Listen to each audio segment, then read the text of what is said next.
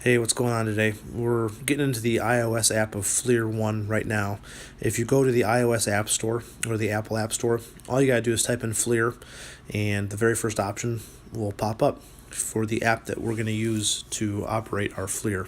And it's got a bunch of information, reviews, and etc.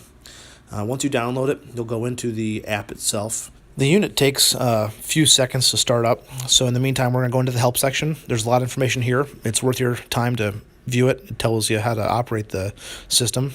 And there's also settings. It takes you into your phone settings and the permissions that your phone is going to grant the app and what the app can do.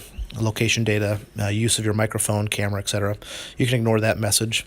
So now we got the thermal up and running. As you can see, one of the first things you can do, if you'd like, is set up a reticle. You can put in a crosshair, a rectangle, a circle, and you can move those around the screen, and they'll tell you the temperatures around the screen, and we'll play with that a little more later on in the video. But it's a pretty useful and interesting feature. As you can see in this picture, you're able to place multiple points of interest. So in one image, I can show you on a oil-based radiator what the different temperatures are on the control panel, on the top of it, in the dead center of it where it's the hottest. Now, one of the first things you're going to do when you start playing with your app is to view the palettes. As you can see here, there's 9 different options for the palettes, and in this video I'm sitting at a public swimming pool, and you can see the swimmers inside the pool and the effects the different palettes have on the image.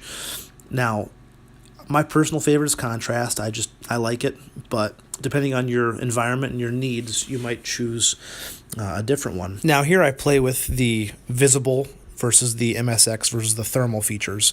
It shows you what the picture looks like without the thermal capabilities, what it looks like with the MSX high definition, and how it would look just plain old with the thermal.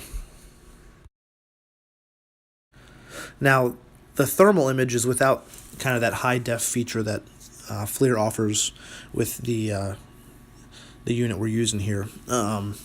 It's obviously better. These images you're seeing are better with the MSX on, because it gives you a clear outline of the image you're viewing along with the color palette of the heat. Now the next feature you're going to play with is the MSX distance. As you can see in this sliding bar, if you look closely at the image, it's moving the outline of the chair that's in front of me and the pool noodles around. And so depending on the distance to the target, you're going to have to adjust that. And I got a little bit of a close-up here with my phone. You can see that you can raise the outlines of the image above the phone. So to have a really precise picture, you're going to want to adjust your distance.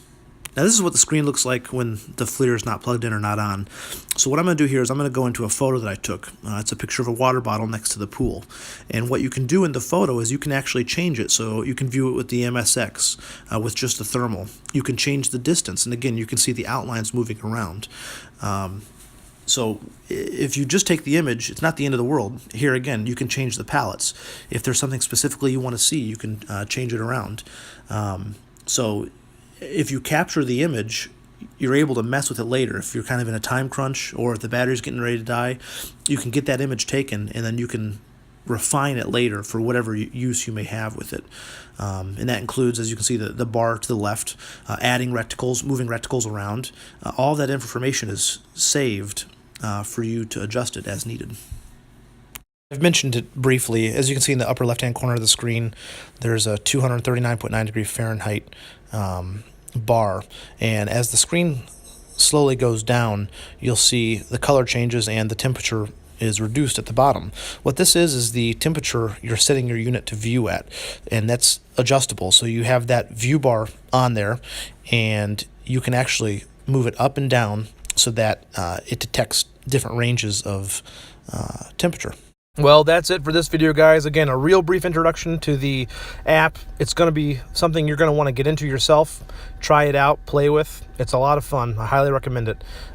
If you did like the video, go ahead and give me a like. subscribe. I'm going to throw some other videos up there. I'm planning on using the thermal in hot and cold conditions as the year goes on. I'll be shooting some guns, seeing how shell casings react, how long they're visible, how they react in different temperatures, etc. So I'll hopefully have some cool videos. Feel free to send me messages or comment anything you'd like to see used with the thermal. Again, thanks guys for watching. Have a good one.